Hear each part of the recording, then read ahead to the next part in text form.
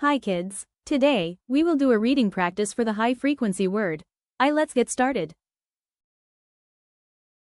The word I is a common word in English. We use it when we are talking about ourselves. It always starts with a capital letter, no matter where it is in the sentence. It helps us tell others what we do, feel, or think.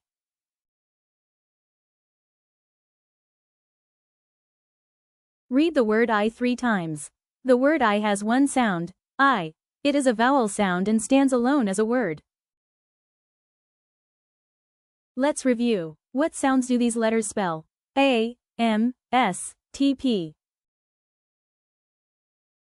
Let's read together. I. The sap.